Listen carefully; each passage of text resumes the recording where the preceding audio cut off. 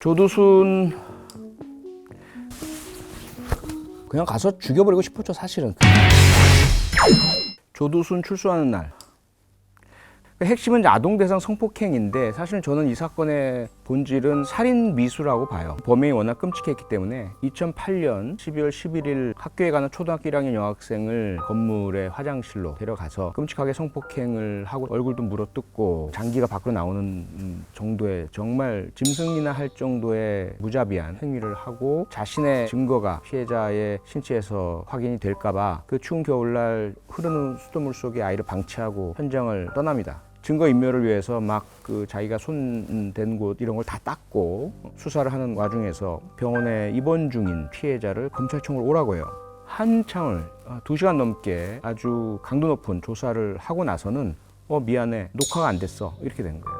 그럼 또다시 시간을 잡아서 다시 오라고 하고 그 힘들고 어려운 조사를 또 하게 만들어요. 과학수사 감식이 이루어지면서 범인의 흔적들을 발견하게 됩니다. 문제는 이 조두순이 검거가 된 이후에도 자신은 범인이 아니다, 엉뚱한 사람한테 왜 이러느냐. 결국 경찰이 확보한 조두순의 지문, 그리고 조두순의 신발에서 또 피해자 혈흔도 발견이 됐어요.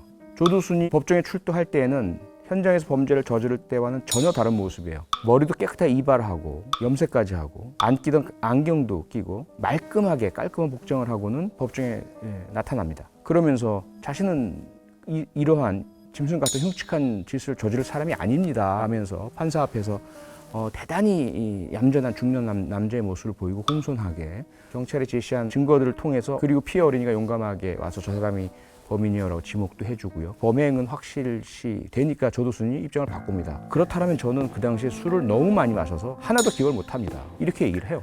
그래서 법정에서 결국은 심신미약이 받아들여지면서 징역 12년형이 선고가 된 겁니다. 검찰은 항소를 해야 될 거 아니에요. 어떻게 12년형밖에 안 내립니까? 라고 항소를 해야 될 텐데 검찰은 항소를 하지 않아요. 왜 그러냐? 이제까지 검찰의 관행에 따르면 징역 7년 이상의 나름대로 중형이 내려진 사건은 항소하지 않는다, 이런 관행이 있었기 때문에 항소를 안 했다는 거예요. 그런데 조두순은 너무 무겁습니다 라고 항소를 하게 되죠.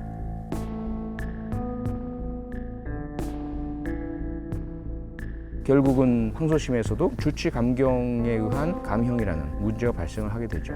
조두순에 대해서 이제 음주 문제가 있긴 하지만 굉장히 자상하고 자기한테 화도 한번 내지 않은 굉장히 좋은 사람이고 예의 바른 사람이다. 조두순 때문에 국민들의 분노의 목소리를 담아서 판사가 재량으로 심신미약 인정할 수 없어 라고 할 수 있게끔 이제는 법이 개정이 되었습니다. 만취 상태인 경우에 그것이 확인되면 반드시 심신미약으로 감경을 해줘야 되는 것이 아니라 할 수 있다로 바뀌게 돼요. 아동대상 성폭행범, 영어로 pedophile-이라고 합니다. 하나가 아니에요. 똑같지 않아요. 다 달라요. 이들을 막기 위해서 분석을 할 필요가 있어요. 둘로 좀 나눠요. 하나는 기회형, 원래 아동에 대해서 성적인 욕구를 특별히 느끼는 사람이 아니에요. 열등감, 낮은 자존감, 스트레스, 이걸 어떻게 풀까, 어떻게 해소할까 다른 곳에서 찾지 못하는 인간들 중에 그냥 기회가 되다 보니까, 그래서 성인 여성이건 어린이건 심지어는 노인들을 대상으로 범행을 저지르기도 해요. 누구든지 간에 내 앞에 기회만 된다면 성범죄를 저지르고 싶은 욕구가 늘 있는데 혼자 있는 어린이가 발견이 됐어요. 기회가 생긴 거죠. 그럴 때 그 어린이를 향해서 범행을 저지르는, 이런 것이 이제 기회형이에요. 조두순 같은 경우는 여기에 해당되죠. 조두순은 이미 성인 대상 성범죄를 저지른 인간이에요. 대상을 가리지 않는 놈이에요. 그런데 우리 피해자가 시야에 들어온 거죠. 기호형, 학술적으로 그냥 그렇게 분류를 합니다. 아동에 대한 특별한 선호가 있는 거죠. 그럼 이 안에도 또 나뉩니다. 기회형 같은 경우는 그 중에서도 가장 잔혹한 인간들이 있어요. 윤리적 무차별형이라고 합니다. 성적인 쾌락만 얻을 수 있다면 어떤 행동도 할 거야. 상당히 좀 가학적인 행동, 엽기적인 행동. 조두순이 행한 대단히 가학적이고 얼굴을 물어뜯고 장기가 밖으로 쏟아져 나오는 이런 엄청난 행동을 하게 되는 것이 이런 윤리적 무차별형의 특징이에요. 이게 아동 성폭행범 얘기를 하다 보니까 열이 막 나서, 또 다른 형태가 퇴행형이에요. 이 퇴행형은 독특해요. 일반적인 보통 사람처럼 보이기도 하고 때로는 상당히 성공한 사람, 이런 사람들 중에도 있어요. 근데 문제는 뭐냐면 이들의 인격의 한 부분이 충분히 성숙하지 못한 부분이 있어요. 어린 시절 트라우마가 있었던 시기의 연령대의 아이들에게 접근하는 거죠. 그래서 그들과 교감하고 교류하고, 그 중에는 성범죄를 하지 않는 경우도 있어요. 그냥 그 시기에 장난감, 그 시기에 어울리는 어떤 행동, 이런 것으로 만족하는 사람들도 있고, 때로는 그런 아이들과 함께 있음으로써 그냥 해소되는 사람도 있는데, 그 중에 일부가 성적인 부분으로 넘어가는 그런 경우들도 있어요. 그래서 특히 퇴행형들이 가지고 있는 특성은 뭐냐면 사회관계 기술, 대화 기술, 그래서 아이들에게 이건 우리 둘만의 비밀이야. 아저씨가 혹은 할아버지가 너를 너무 예뻐해서 그런 거야. 어느 누구에게도 얘기해서는 안 돼. 되게 이러한 사회 기술이 들어가요. 애들 예뻐해 주느라고 그런 것 뿐이었어요. 예뻐해 주느라고요? 보채에다 뽀뽀해주고 엉덩이 두드려주고 그런 것 뿐이었어요. 어디에다 뽀뽀해줘요? 보채기다가요. 얼굴. 예. 다 커지고. 그 이제 애들 이제 안 예뻐해 줘야지. 피해자를 방 바닥에 눕힌 후 피해자의 옷을 모두 벗기고 간음하려다 그 뜻을 이루지 못하고 미수에 그쳤다. 실제 판결문 내용입니다. 또 하나의 유형인데 이들은 미숙형이라고 해요. 미숙형. 이들은 실제로 좀 미숙해서 지적인 능력이 문제가 있다든지 이러한 사람들 중에 늘 언제나 아주 어린 아이들하고 같이 어울리게 되는 거죠. 근데 이들에게 있어서 문제가 두 가지 있는데 뭐냐면 하나는 오해예요. 오해. 전혀 성적 욕구나 충동이 없이 그냥 아이들하고 좋아서 같이 만나고 뭐 뽀뽀도 하고 막 이런 건데 이걸 다른 사람이 봤을 때 덩치는 크고 어른이니까 저 성폭행범 이러면서 낙인이 찍혀서 처벌을 받기도 하고 자꾸 왠지 그게 금지당하니까 더 하고 싶어지는 거예요. 이러면서 처음엔 아니었다가 나중에 아동대상 성범죄자로 발전한 경우도 있고요. 또 다른 경우는 그렇게 지적 문제가 있는 사람들 중에서 아이들하고 어울리다 보니 자기가 가지고 있는 생물학적인 연령에서 나오는 성적인 욕구와 행동이 아이들에게 이루어진 경우도 있어요.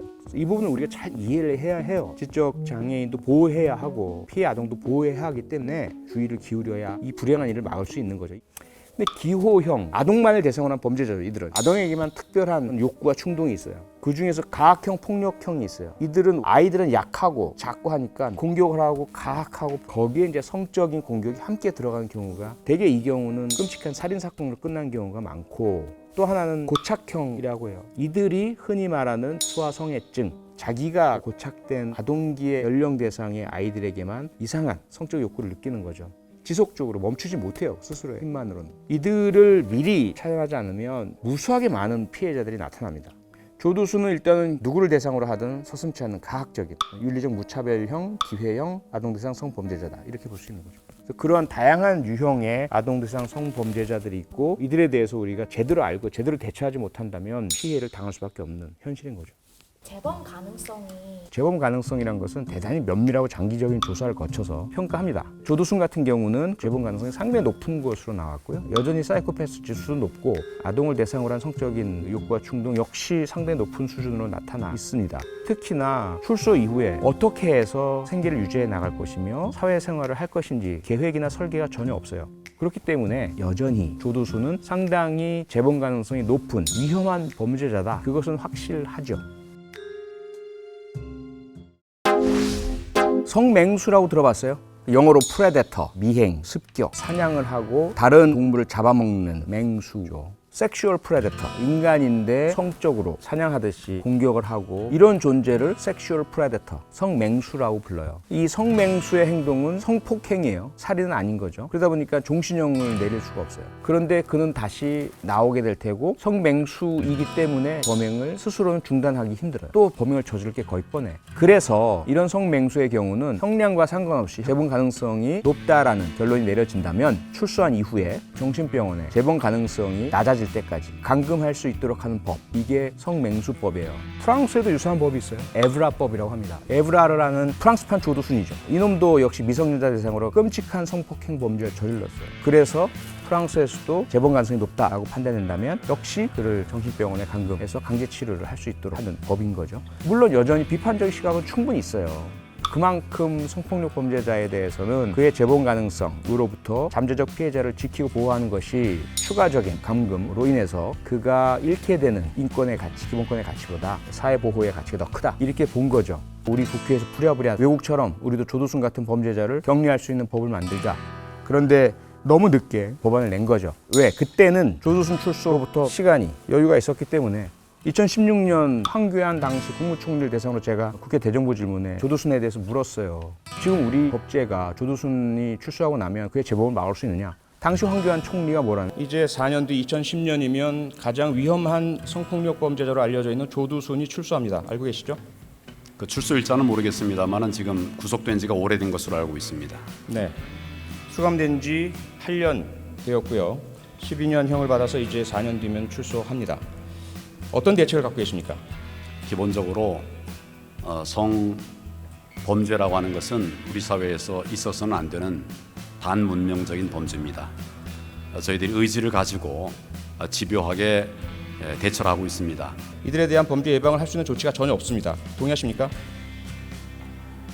보안 처분 결정을 할 때는 여러 가지 요소들을 검토를 하는 것으로 알고 있습니다. 전자발찌 7년, 신상공개 5년 이걸로 그의 죄범을 막을 수 있느냐? 정신 똑바로 차리자.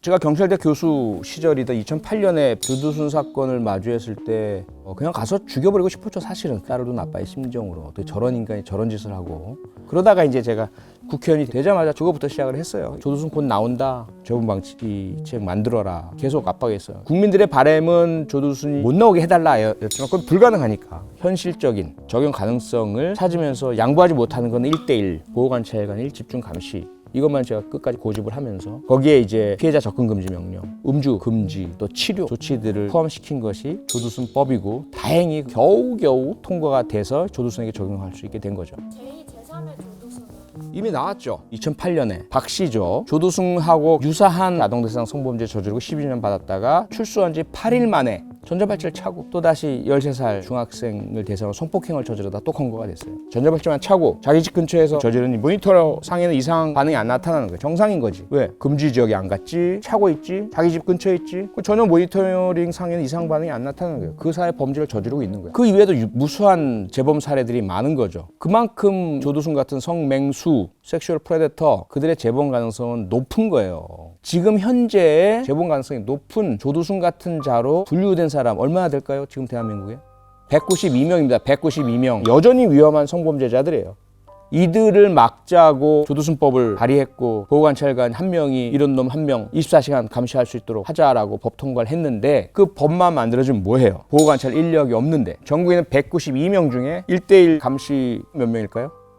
24명이에요. 24명. 24명 얘네들 중에 한 명이라도 빼놓으면 이건 절대로 안 되겠거든. 당연히 지금이야 들끓지만 서서히 국민적 관심은 낮아질 테고 그럼 점점 그 인력 감당할 예산 부족하니까 슬슬 줄어들 테고 CCTV 같은 경우에 조두순이 이사가 버리면 옮겨서 또 달까요? 교화가 되긴 하나요? 교화되지 않는다면 인간이 아니죠. 이론적으로 가능합니다. 하지만 그렇게 하려면 뭐가 필요할까요?